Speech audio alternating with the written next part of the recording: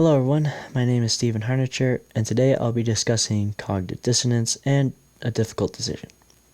I'd like to begin by asking you a simple question. Have you ever made a decision in your life that felt like your brain was, in a way, arguing with itself? Well, that uncomfortable tension that you feel is your thoughts and actions not quite matching. And this is what psychologists call cognitive dissonance. The term comes from Leon Festinger, who proposed that when our thoughts, feelings, and behaviors don't line up, we experience an aversive emotional state that pushes us to restore consistency. Cognitive dissonance theory explains that when we hold inconsistent thoughts or make a choice between two appealing options, we feel psychological discomfort. And because humans hate that discomfort, we try to reduce it, often without even realizing it. This happens in everyday decisions, even something as small as picking a movie. For example, I want you to imagine this. It's a Friday night, and you're deciding between two great movies.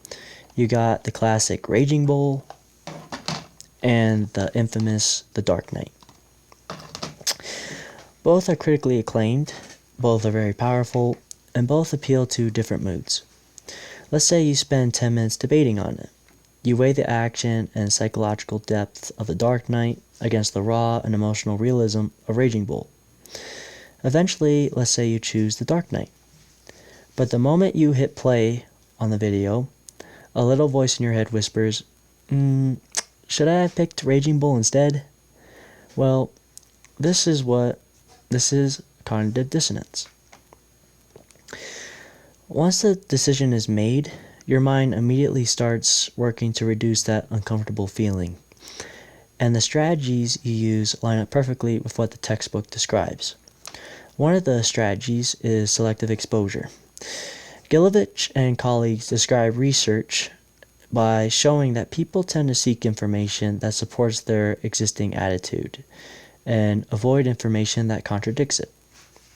So after choosing The Dark Knight, you might look up reviews praising Heath Ledger's performance as Joker or the film's themes, while ignoring articles which call Raging Bull one of the greatest films of all time.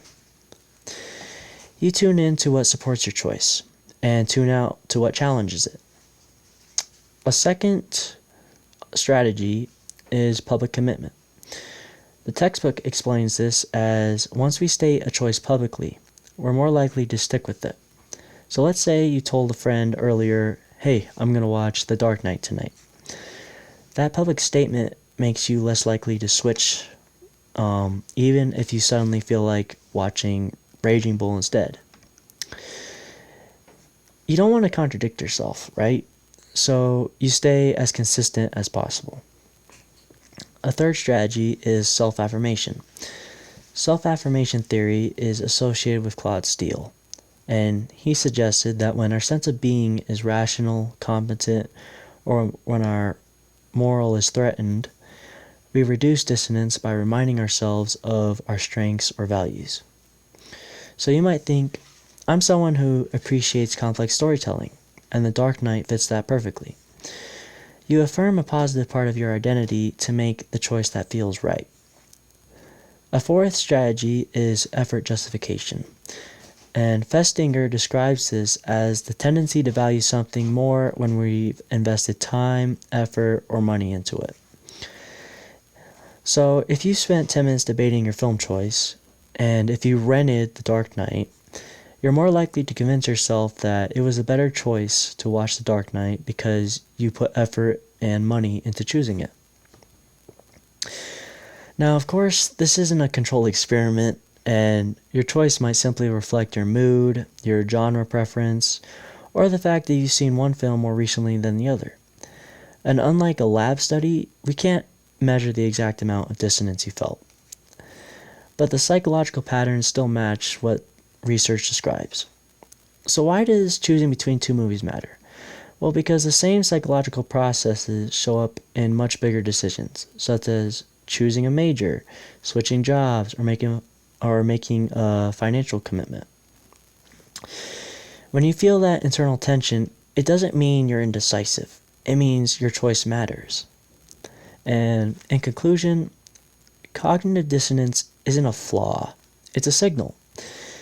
Again, it tells us that our choices really matter and that our minds are working hard to make sense of them.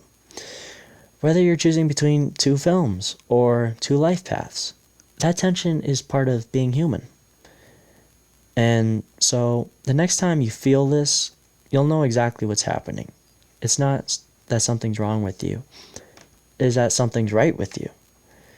So I hope you found this video enjoyable, and sorry if I was rushing. I try to get under 6 minutes. So hope you all have a great day, and can't wait to watch the other videos.